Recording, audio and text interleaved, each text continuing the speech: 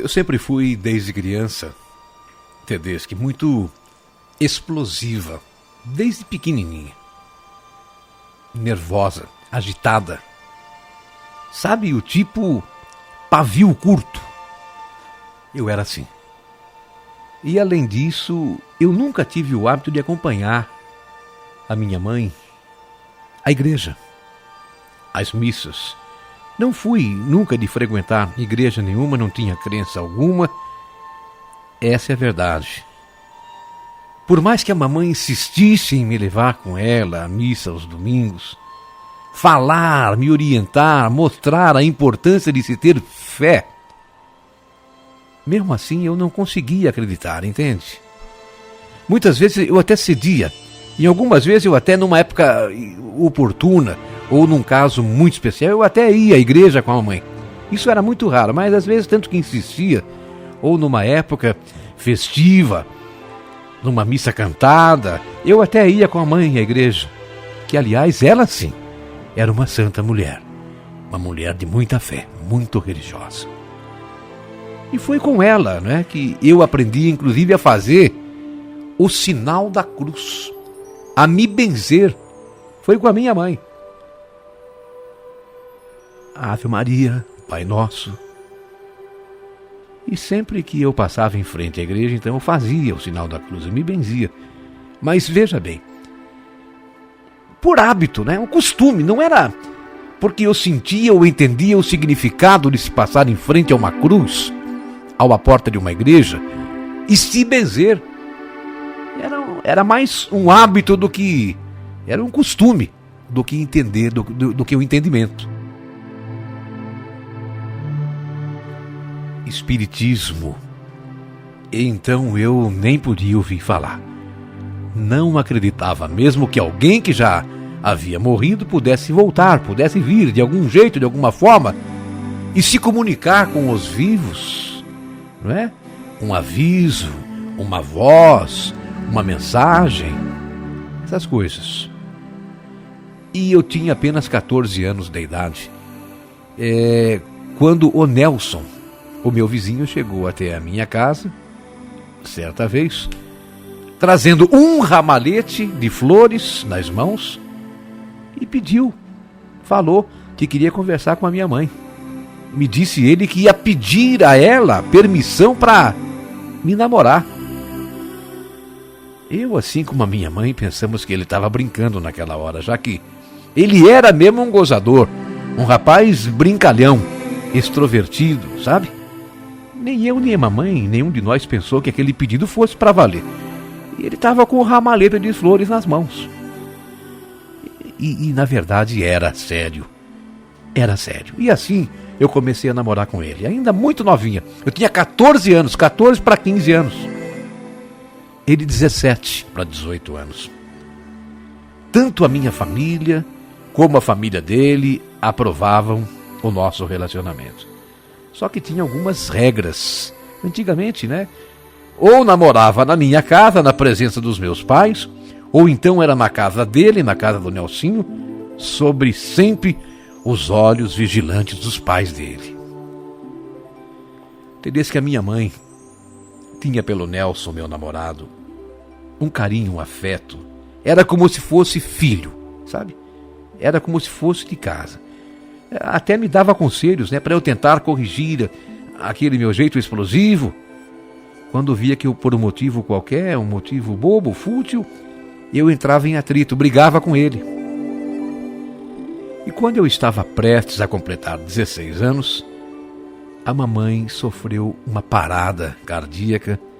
Estava voltando da casa da minha tia, sofreu a parada e, infelizmente, não houve tempo para socorrê-la.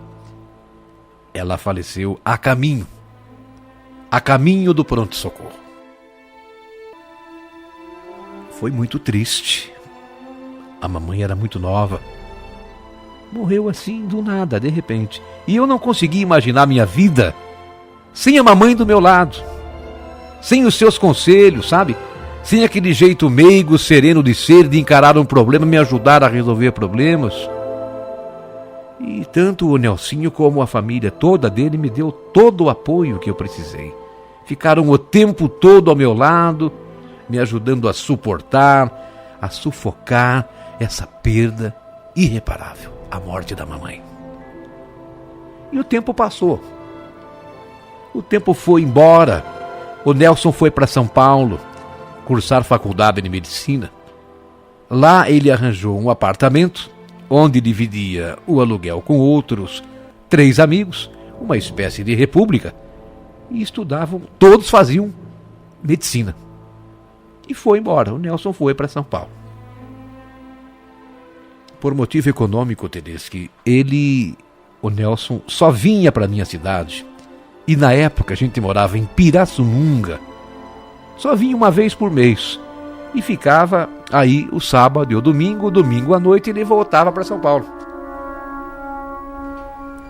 Foi assim, desse jeito. Nos primeiros 2 anos, eu até que estava aceitando e entendendo essa situação. Era necessário, era preciso devido ao estudo dele, a concluir a faculdade. Então, a gente namorava por telefone. Se falava sempre ao telefone, vez ou outro, fim de semana, às vezes passava 15 dias. E por isso mesmo, e aos poucos, isso foi me deixando incomodada, sabe? Foi me aborrecendo. Além do que, quando ele vinha para Pirassununga, ele tinha que dividir todo o tempo dele comigo e com os pais e com os amigos. Sobrava pouco para mim. Ele não tinha quase tempo de ficar comigo. Quer dizer, uma semana, 15 dias fora. E quando vinha ainda tem que dividir o tempo com o pai, com um colega, com um amigo. É um futebol, é um churrasco, é sair com o pai, com a mãe. Eu fui me sentindo sozinha, isolada. E teve uma tarde de domingo que eu resolvi então pegar o telefone. Veio assim o estalo, pegar o telefone e liguei para ele. Estava muito, sabe, angustiada naquele domingo. Estava muito deprimida. Eu estava precisando falar com alguém, eu queria conversar com ele. Peguei o telefone e liguei. Liguei para a casa dele. Poucos minutos depois que a gente estava conversando, eu percebi que ele parecia estar com pressa. Parecia que estava distante, parecia nem estar entendendo o que eu queria falar. Sabe quando você está falando com uma pessoa e a pessoa parece estar no mundo da lua e já com pressa, querendo desligar o telefone? Foi isso que eu senti. Você está falando com alguém e percebe que essa pessoa vai podando a sua conversa. Essa pessoa vai encurtando o seu papo. Liga depois, agora não dá. Liga daqui a pouquinho, ou depois eu ligo. E foi isso que aconteceu.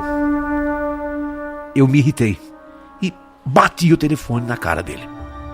Bati com o telefone na cara. E ele conhecendo, e como eu conhecia o meu jeito de ser, como eu escrevi no começo da carta, o meu pavio curto, ele conhecendo o meu jeito, mais que depressa, retornou a ligação, me ligou de volta. E aí, num tom até agressivo, eu falei: olha aqui, Nelson, na hora que eu liguei, você parecia não estar afim de papo. Agora sou eu que não quero papo. Eu liguei agora há pouco aí, parecia que eu estava voando, viajando, fantasiando, sabe? Agora eu não quero conversa. Agora quem não quer conversa sou eu. E quer saber de uma coisa? Me esquece, viu? E me esquece, tá? Não me encha mais o saco, some da minha vida. E de novo bati o telefone na cara. Desde que depois disso o telefone tocou umas 200 vezes. Toda hora, sabe? Ligava uma vez, outra vez, ligava novamente. Eu não atendi. Eu não atendi nenhuma ligação. E por impulso, veja o que é, com a cabeça quente, eu peguei uma folha, uma caneta e comecei a escrever uma carta. Comecei a escrever uma carta onde estava anunciando nessa carta, comunicando a minha decisão de acabar com o nosso namoro, de romper o nosso namoro. Estava decidido. E comecei a escrever. E fui escrevendo. Era uma decisão. Eu estava decidida em acabar com o nosso namoro, por uma vez e por todas, romper, acabar o nosso relacionamento. Agora, veja bem o que aconteceu. Eu escrevi aquela carta, longa até, as 3 páginas, escrevi do próprio punho. No dia seguinte me levantei bem cedo, fui até uma agência do correio,